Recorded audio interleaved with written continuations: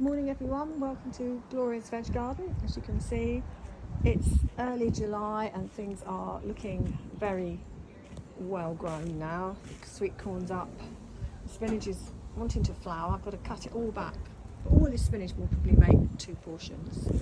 Courgettes have taken off really well. The tomatoes I got in late, they're quite slow at the back here. Potatoes I'm going to dig up soon because they're going yellow, and I'm hoping for a nice little cropping there of new potatoes. The black currants, there's a few left if the birds haven't had them. Going down the garden, sweet corn and the sunflowers are coming up now, the runner beans at the back. Something was digging out my courgettes. I think it might have been a squirrel, so I've had to put a bit of netting over it. I don't know what it was doing. And there was a sunflower there, it's completely vanished. I don't know what's happened to that. Anyway, this is the floral bed with the new dahlias, which are in beautiful flower here. Coming back down, some more dahlias and roses in the cutting bed here. This is the tomatoes. These are all cocktail crush and crimson crush because they're blight resistant. And as you can see, I've got to say, crimson crush and cocktail are the most beautiful, almost a perfect tomato. This is a whole bed full, grown from seed, and they're doing really well. I think there's a dozen in here. Some outdoor cucumbers, which are flowering nicely. Everything today is going to get a comfrey feed, I think, possibly, or a seaweed feed, or a tamarite feed. So a lot of this stuff needs to flower and flower well, so I'm going to give it a good going over. I've noticed my padron peppers have already started to produce. These are really, I was raving about them last year. They're just really great peppers to grow. They're very hard to get going. They're hard to germinate. You need just the right compost. The first lot wouldn't go. Once you've managed to get some as plants though, and you put them into a sunny spot, especially outside, they grow beautifully. I've got Ferrari French beans here, which are brilliant, but these ones are called, I forget the name of them, amethyst I think, with the purple flowers. They're going to be purple French beans, and these ones, which were my stars in my show last year with the Ferraris, they were a bit slow growing. There's a big ant's nest in this bed under the soil, so I don't know whether they're fighting against the ants. I think they're living together okay.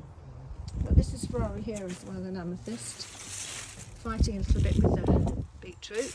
The beetroot I covered up because last year I had beetroot leaf miner on my beetroot, and I just didn't like it, and all the leaves were useless. So although you don't need the leaves, I covered them up with Enviromesh. There's a bit of fly on them which I need to sort out. I've got some horticultural soap that I got hold of the other day, so I'm going to spray it with that. Can you see that some new carrots have gone in, Autumn King and Amsterdam, which I planted the 1st of August last year and were brilliant. I planted them the 1st of July this year, they're not up yet. Spring onions, again, White Lisbon, normal and winter hardy there, and they grow brilliantly. More padrons here. The onions, these are the red winter onions, are getting towards being ready. Some of them are going over now.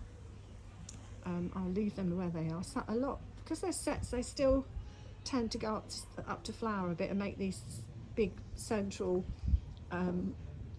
sort of stalk things, but I just think with sets you get that. I can't think of a way around it. This is the other onion bed. This is, I think in here is Sturon and one of the red onions, I can't remember the name.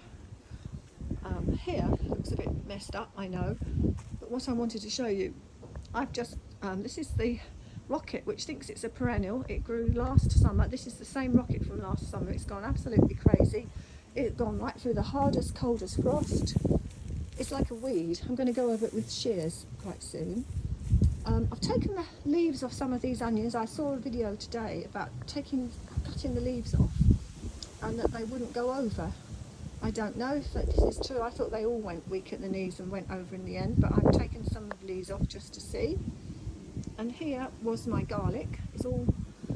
I accidentally planted the garlic very close to the onions, and I've been having a bit of a fight, but they have grown well. And this is my onion harvest, which is the whole reason for this video. This is my onion harvest. I'm very pleased with it. Here we go. Here is truck dome, which is this red one, and it's grown beautifully. You can see, I'll pick one up to see how big they are. This is in my hand. This isn't an elephant garlic, it's a normal garlic. So a lot of them are this good size. They're absolutely lovely. They were all in here fighting amongst the onions here because I planted them much too close. This other one is elephant garlic. Some of it has got big, you know, like the size of elephant garlic would be. The others are smaller, but I think they were struggling and fighting with the onions. But there's some of them haven't split either because I got them in late. However, they'll all be absolutely brilliant. I'm very pleased with Tropidine. The other one amongst these, the smaller red ones, are called Garkua. So they're going to be put upside down in a grid with the leaves hanging down and the garlic bulbs on the top in my barn to dry out. And I'll show you, when I've done that, I'll show you how I do it. But this is going to give us a very nice, I don't like to grow too many because in case I don't want them to be dry up and by the time you get them they're horrible. This is a nice, for 2 people, I think this is a good supply of garlic that's going to last us for months, you know, quite a few months of beautiful garlic. The other advice I got from Charles Dowding was don't wait until the top growth of the garlic goes brown or gets rust. If they're a good size, dig them up. I've always gone with the rule, plant on the shortest day, harvest on the longest day, but when I did have a look at them on the longest day, they weren't really ready. So I've left them a couple more weeks. And his rationale of that is if it gets rust in the leaves, it goes down into the bulb and they don't store so well. So I followed his advice. The bulbs are beautifully clean. One or two have been have had segments eaten by slugs, which I'm not very pleased about, but mostly they're lovely and clean bulbs. The greenery is green and not you know, spoilt by any kind of disease or anything. So these garlic bulbs will dry and store beautifully, and I'm going to probably bind them up later on into like a plait when they're all dry. So I thought you'd like to see those, and that's that. And I've also just put my Calabrese in under some enviromesh because that's how I like to grow it, because that keeps the squirrels and pigeons and anything else off. So they'll stay under that probably most of their life, because I don't like white fly or anything on my greens. I've got some bigger sheets of enviromesh that will go over when they're bigger. So that's the garlic harvest. Tropidine, elephant garlic and Garkua and the makes, or the brands, if you like, varieties even. And I planted them on the 6th of November. There you go. They've been in since the 6th of November. So December, January, February, March, April, May, June, July. 8 months. So. But they're a good crop. They've been, as I say, they've been struggling against these onions, which I managed to plant too close to them by mistake. And they've done really well, even though they haven't had their own space. I think there was 4 rows of garlic, and it's given me four 4-foot rows of garlic with about a foot between.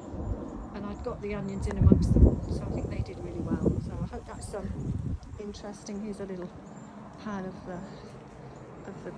the veg garden at the moment, because it's still not in. The peas have been amazing. They're having a rest now. I think they're a bit tired. So today I'm going to water them with either comfrey feed, probably tomato feed. As you see, they've not the fruit, but there are flowers coming. There's lots of little new flower buds coming. They need a bit, I think they're tired and they need a bit of a boost. So I'll do that today. And that's it for now. And look forward to my next video. Hope you enjoy it. Any questions, pop them on the underneath and I will answer them, and hope you can learn by some of the things I've done right and some of the things I've done wrong. Thanks very much for watching, and I'll see you soon.